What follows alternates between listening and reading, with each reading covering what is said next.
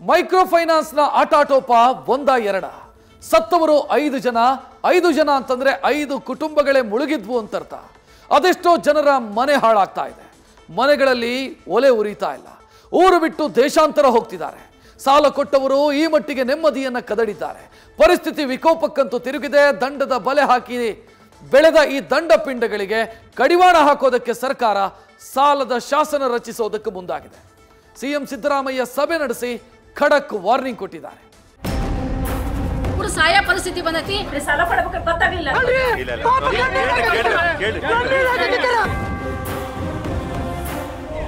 ಹಾಲು ಕುಡ್ದ ಮಕ್ಕಳೇ ಬದುಕಲ್ಲ, ಇನಿ ಬಡ್ಡಿ ತಿಂದವ್ರು ಬದುಕ್ತಾವ?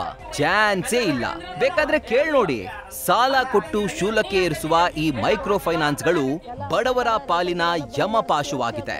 ರಾಜ್ಯದಲ್ಲಿ ನಾಯಿ ಕೊಡೆಗಳಂತೆ ತಲೆ ಎತ್ತಿದ ಈ ಬಡ್ಡಿ ಬಕಾಸುರರು ಆಡಿದ್ದೇ ಆಟ, ಹಾಕಿದ್ದೇ ದಂಡವಾಗಿದೆ.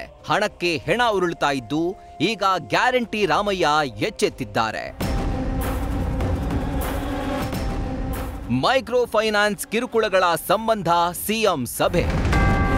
ಮೈಕ್ರೋ ಫೈನಾನ್ಸ್ಗಳ ಆಟಾಟೋಪಕ್ಕೆ ಮೂಗುದಾರ. ಇದು ನ್ಯೂಸ್ ಫಸ್ಟ್ ನ ಬಿಗ್ ಇಂಪ್ಯಾಕ್ಟ್. ರಾಜ್ಯಾದ್ಯಂತ ಮೈಕ್ರೋ ಫೈನಾನ್ಸ್ ಹಾವಳಿ ಬಗ್ಗೆ ಸರಣಿ ವರದಿ ಬಿತ್ತರಿಸಿದ ಬಳಿಕ ಸರ್ಕಾರ ಎಚ್ಚೆತ್ತುಕೊಂಡಿದೆ. ಮೈಕ್ರೋ ಫೈನಾನ್ಸ್ ಹಾವಳಿ ಸಂಬಂಧ ಮಹತ್ವದ ಸಭೆ ನಡೆಸಿದ ಸಿಎಂ ಸಿದ್ದರಾಮಯ್ಯ ಕಿರುಕುಳ ತಡೆಗೆ ಹೊಸ ಕಾನೂನು ಜಾರಿ ಮಾಡ್ತೀವಿ ಎಂದಿದ್ದಾರೆ. ಅಲ್ಲದೆ ಕಿರುಕುಳ ಕೊಟ್ಟ ಫೈನಾನ್ಸ್ಗೆ ಎಚ್ಚರಿಕೆ ಕೊಟ್ಟು ತರಾಟೆಗೆ ತೆಗೆದುಕೊಂಡಿದ್ದಾರೆ. ಮನೆ ಜಪ್ತಿಗೂ ಮುನ್ನ ನೀವು ಕೋರ್ಟ್ನಿಂದ ಅನುಮತಿ ಪಡೆದಿದ್ದೀರಾ? ಕಾನೂನು ಕೈಗೆತ್ತಿಕೊಳ್ಳಲು ಸಿಬ್ಬಂದಿಗೆ ಅನುಮತಿ ಕೊಟ್ಟವ್ರು ಯಾರು ಅಂತ ಸಿಎಂ ಪ್ರಶ್ನಿಸಿದ್ದಾರೆ. ಫೈನಾನ್ಸ್ ಸಿಬ್ಬಂದಿಗಳು ಸಾಲ ವಸೂಲಿಗೆ ರೌಡಿಗಳನ್ನ ಬಳಸ್ತಿದ್ದೀರಾ ಅಂತ ಕಿಡಿಕಾರಿದ ಸಿಎಂ ರಿಸರ್ವ್ ಬ್ಯಾಂಕಿನ ಷರತ್ತುಗಳನ್ನ ಸಾಲಗಾರರಿಗೆ ಅರ್ಥ ಮಾಡಿಸಿದ್ದೀರಾ ಅಂತ ಕೇಳಿದ್ದಾರೆ. ಆರ್ಬಿಐನ ನಿಯಮಗಳನ್ನ ಮೀರಿ ಜನರಿಗೆ ಸಾಲ ಕೊಡ್ತಾ ಇದ್ದೀರಾ ಅಂತ ಕ್ವೆಶ್ಚನ್ ಮಾಡಿದ್ದಾರೆ.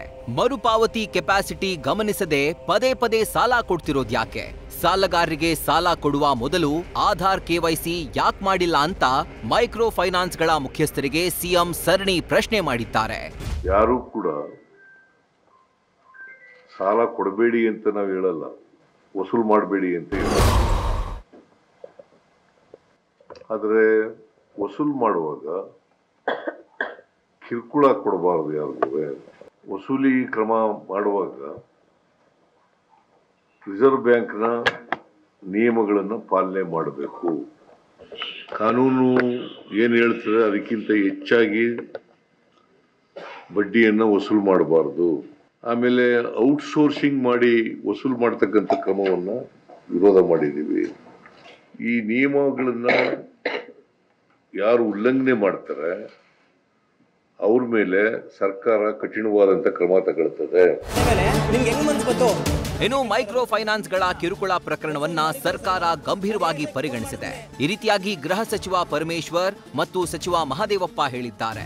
ಅವ್ರನ್ನ ಹೆರಾಸ್ ಮಾಡೋದು, ಬೈಯೋದು, ಗೂಂಡಾಗಳು ಕರ್ಕೊಂಡೋಗಿ ಒತ್ತಾಯ ಮಾಡೋದು, ಹೊಡೆಯೋದು, ಬಡಿಯೋದು, ಈ ರೀತಿ ಎಲ್ಲ ಮಾಡೋದನ್ನು ಅದು ಮಾಡಬಾರ್ದು ಅಂತ ಗೈಡ್ಲೈನ್ಸಲ್ಲಿ ರಿಸರ್ವ್ ಬ್ಯಾಂಕ್ RBI ಗೈಡ್ಲೈನ್ಸಲ್ಲಿ ಆಗಲೇ ಇದೆ.